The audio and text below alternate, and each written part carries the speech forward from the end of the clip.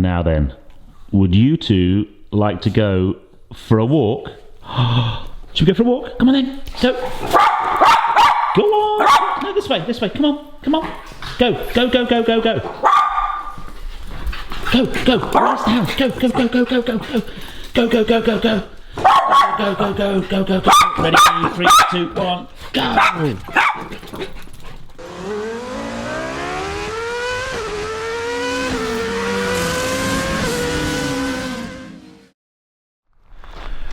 Hey guys, and welcome to Petrol.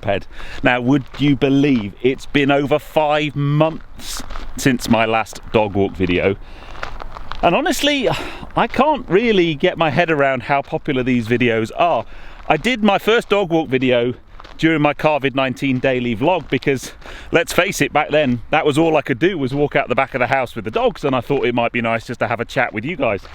But I haven't done one in 5 months, and recently I've been getting quite a lot of comments saying, when's the next dog walk video? Come on, sort your life out. So it is a beautiful, beautiful morning here in West Sussex. There's hardly a cloud in the sky. It's lovely and sunny. There's that crisp autumnal feeling in the air.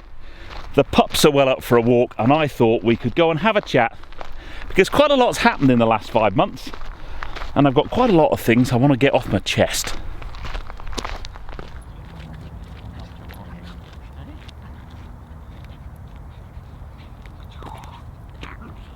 Get off biting me watch. Come on, Darcy. So yes, an awful lot has happened since my last dog walk. I guess the milestone I just hit just before the last dog walk was 100,000 subscribers. I've now got my magic silver play button, the realization of a 5.5-year dream and an awful lot of hard work. The channel's continued to grow since then, so we're just knocking on the door of 123,000 subscribers, which is a number I still struggle to get my head around, and things are going pretty well. The question I've been asked the most recently is, are you full-time? Are you making a living as a YouTuber? And my answer to that is yes, but not quite. And what I mean by that is I am obviously earning ad revenue from Google. Remember, if you saw my video I dropped when I hit 60,000 subscribers, I talked about how YouTubers make money. And it's actually got very little to do with the number of subscribers. That is just a marker in the sand to very easily demonstrate how big you are as a channel. The real number, the killer number, is the number of views. And then it's not quite that simple either, because it's not just the views, but it's whereabouts in the world those views are and the kind of content you're watching. So it's quite complicated. And the big challenge I have is my main revenue stream for my YouTube channel is based on an algorithm that I don't really understand. And to be frank, I don't think anybody understands. So am I a full-time YouTuber? No. Could I be if I wanted to be? Yes, probably, but let me explain. So I think most of you who've been following the channel long enough will know that my main job that I did before I did YouTube was a trainer in telecommunications. And I still do that job. I don't hunt down work, but I certainly, if I get offered work, I take it. Be that a day of training. I'm doing one this evening, actually, a client in Singapore. So I deliver a 1-day training course online, but from 2 o'clock in the morning till 10 o'clock in the morning, which is a bit of a killer, but it means that you finish your day's work at 10 o'clock in the morning and you've got the rest of the day. So I do quite a lot of that. I did do my first classroom-based course recently, and that work is work that I find challenging. I enjoy it. I would sound big-headed, but I'm very good at it, and I would be foolish not to carry that on because it's a really good revenue stream. So I'm still doing my training, but maybe 1 week in 5. Then the other bits of work would be YouTube and other filming for other clients. So my work balance has shifted massively thanks to YouTube, and I now spend much of my time driving around the country, driving nice cars and sat in front of my Mac editing. And I would say maybe 70% of my revenue is full-time YouTube, but it's brutally difficult. And you know, I have had time since the last dog walk video where I'm looking at my numbers, I'm looking at my views, and I'm looking at my revenue. I'm thinking, what am I doing wrong? I'm putting out 3 videos a week, but they're just not flying. And just to give you an idea, by the way, of how much that can fluctuate, if I'd have done this dog walk video 4 weeks ago, my channel was generating around about 450 to 500,000 views a month on a rolling 28-day basis. If we look at that today, I'm about 900,000 views on a rolling 28-day basis because I've had a few videos go absolutely mad. The little Z-Cars Fiat Booster video has done nearly 300,000 views in 3 weeks. It's gone absolutely brilliant. And you just don't know what those videos are going to be. And that's my big challenge with fully committing to going full-time YouTube. But if I compare my views and my where I sit with some of the bigger channels, you know, some of the bigger channels that inspired me to do YouTube, Supercars of London, I now do more monthly views than Supercars of London, and I'm not that far off of some of the other big guys as well. So I'm happy, but there's always more, and I'm always on the hunt out for the next video, the next cool car, the next thing that's going to give me the views that I need. But there's something that you can do to help with that growth, and it's really, really easy.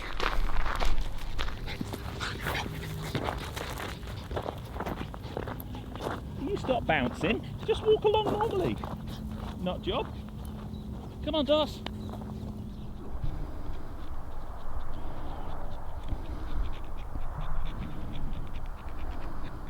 Come on.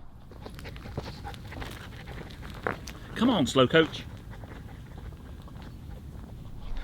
Now, as we come up this bit, we call this the hangar, by the way.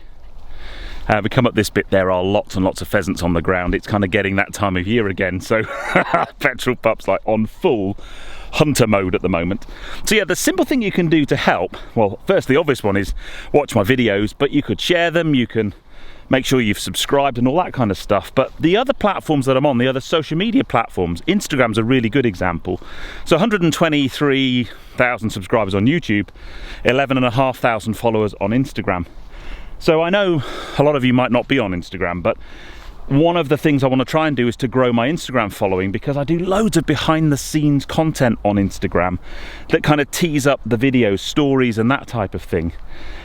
And brands are really interested in Instagram, and that will get me invited to events and to things that I can create content about that I might not be invited because of YouTube. So I'm really keen to try and increase my Instagram following. And a really good example of that is, as you're watching this, I'll actually be in Morocco with Future Terrain and the Invictus Games Foundation. And I'll be creating YouTube content for sure, but I'll be doing lots and lots of stuff around stories, and you can kind of get a real behind the scenes view of what I'm doing. So a really simple thing that you can do to help me is just to follow me on Instagram and kind of, you know, spread the word a little bit. I need to try and boost that Instagram following. I can put links to videos on there and stuff now, but I'd really like to grow that one. So that will be a focus. Facebook's the same, although I think Facebook's maybe less relevant. I do quite a lot of stuff on Twitter. I'll post across all of those different platforms. I'm not on TikTok. I don't get TikTok. I don't know about you guys. Do you get TikTok? I don't know whether it must be a generational thing, I think. I just think I'm too old for TikTok. But I know plenty of people who are in the same field as me as YouTubers, creating, you know, content on TikTok and doing very well out of it, but it's not something that really floats my boat.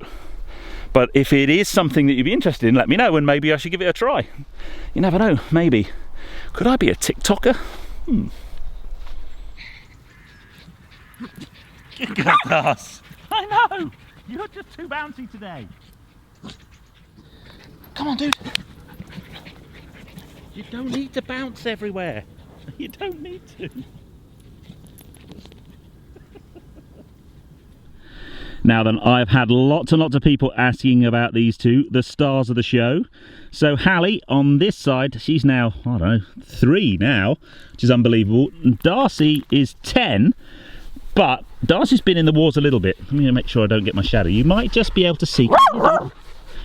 You see on her bum just here, she's had a little bit of an operation, so she's been in the wars a little bit. Come on, let's keep going. So yeah, Darcy had a cyst on her back, just by the base of her tail, which is a really nasty place.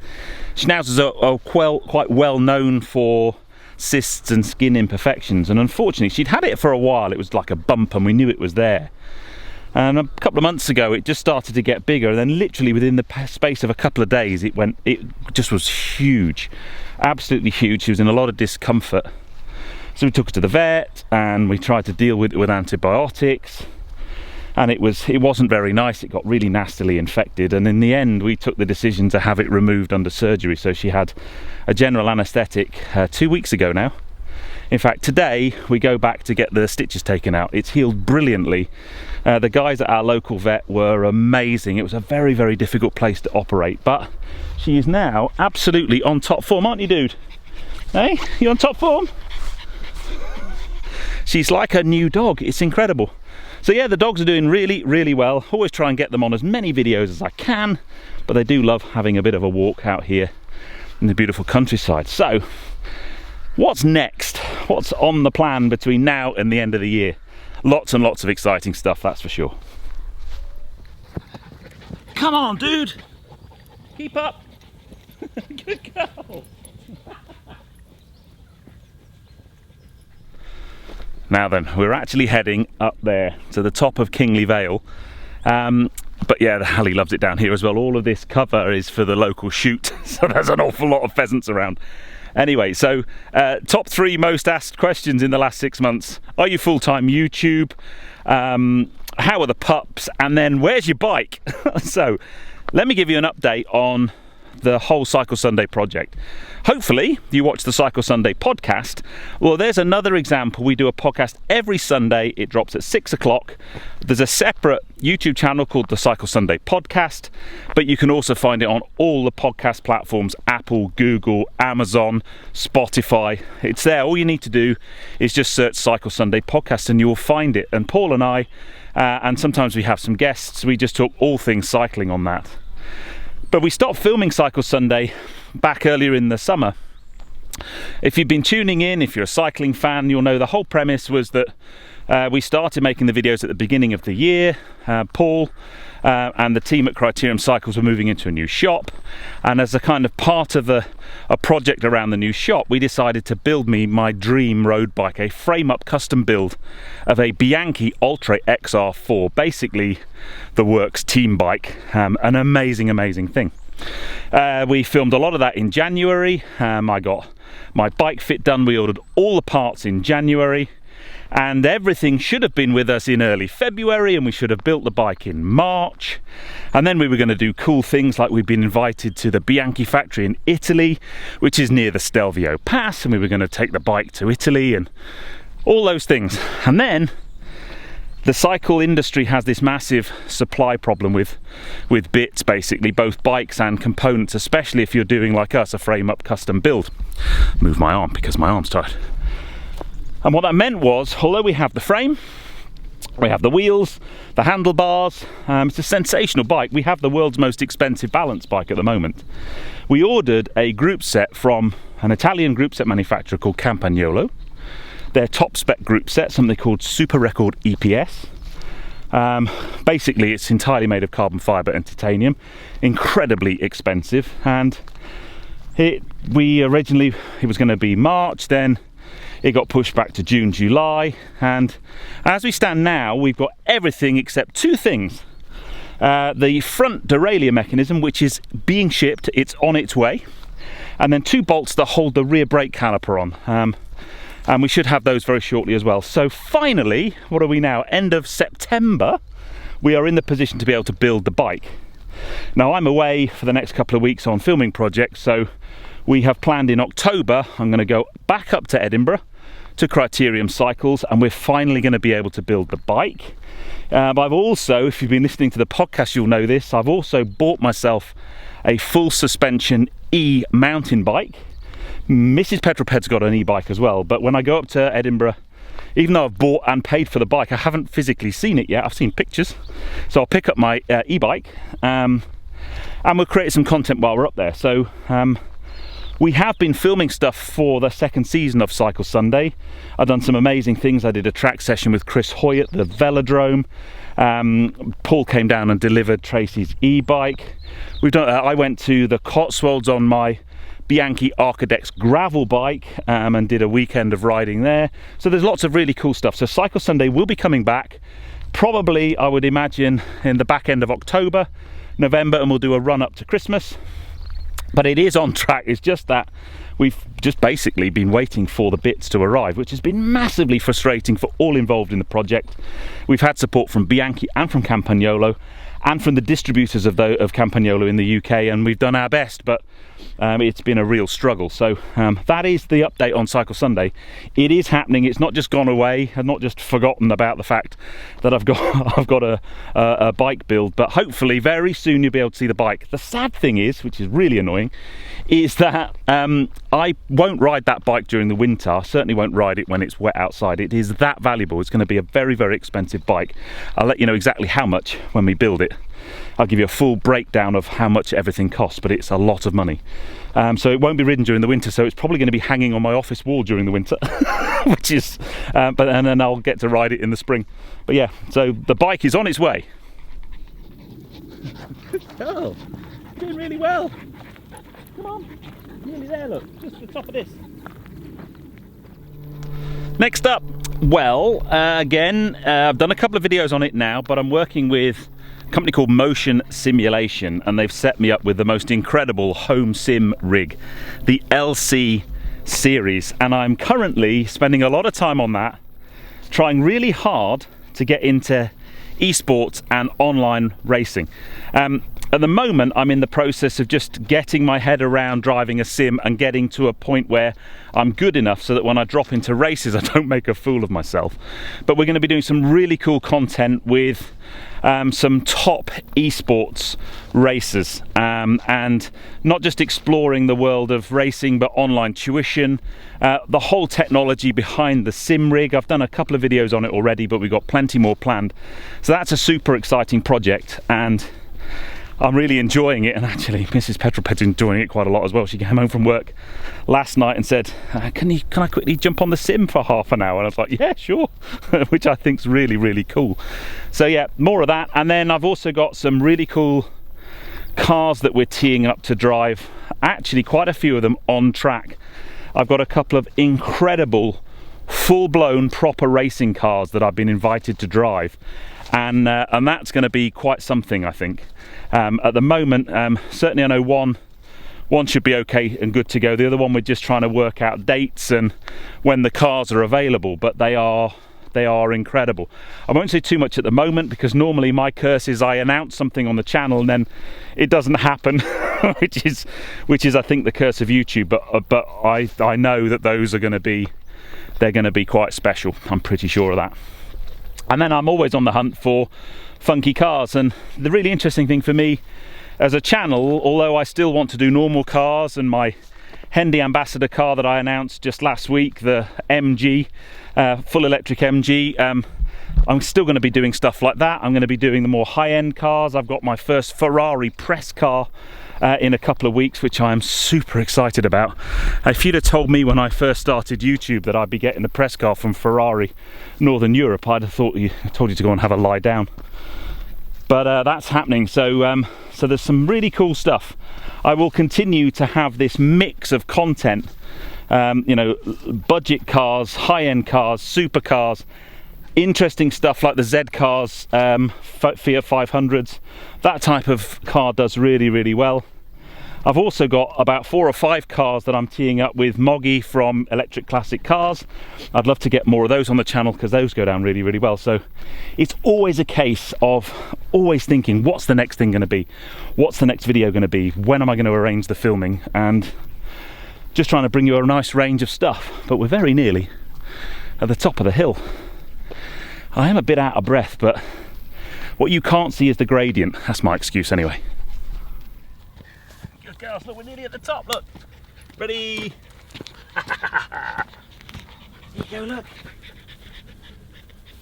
Ready? See? You can survey your kingdom. Come on, dude, ready? See? Look at that. Now, we're not walking all the way up the top today. 2 reasons. It's starting to get quite warm and I want to get home before it gets too hot for the dogs, and also got quite a busy day, but it's very misty. But that's my back garden. Well, I wish. So yeah, there you go, bit of an update on the channel. And last couple of things is I'm away at the moment in Morocco. I get back from that, then I do the North Coast 500. Super excited about that. I'm in a very, very special car doing that. I'm actually in a car from Porsche GB. That's all I'll say. See if you can guess which one. Put it in the comments below. And then I've got some really cool things happening with Ruby Roadster. So my 2 minis are staying at the moment. Ruby Roadster passed her MOT last week. She's good to go. She's having 2 special things before a track day at the end of the year. We're getting a big brake kit fitted, which we're just waiting for some parts. And she's also going to get some custom seats. I'm working with Lowen and Cobra to do some custom seats. So should have been going up there actually last week, but we had to move it. So I'm going to do that now at the beginning of October. So Ruby Roadster's getting some more modifications. Charlie Clubman is, I'm happy at the moment. She doesn't need anything else, although maybe there's one thing, but I won't say too much about that at the moment. But there we go. Anyway, I hope you enjoyed that little dog walk. I'm going to get the dogs back safe and sound. It's been lovely catching up with you. There's so many things happening. Thank you all so much for the support that you give the channel. I really couldn't do the things that I do without the support of you lovely peddlers. Onwards and upwards, as I said, 123,000 subscribers at the moment. I'd love to be nearer the kind of 150,000 mark by the end of the year. I don't think that's going to be quite possible. Maybe 135 to 140. Let's see how big we can push it. But for now, I'm going to head back down and grab some breakfast, and I'll see you on the next video. But if you enjoyed that one, please give me a thumbs up. Comments below are always welcome, and if you haven't done so already, please subscribe to Petrol for plenty more content to come. And I'll see you on the next film. But from me and the pups, from the Petrol Pooch and the Petrol Pup, take care guys, drive safe.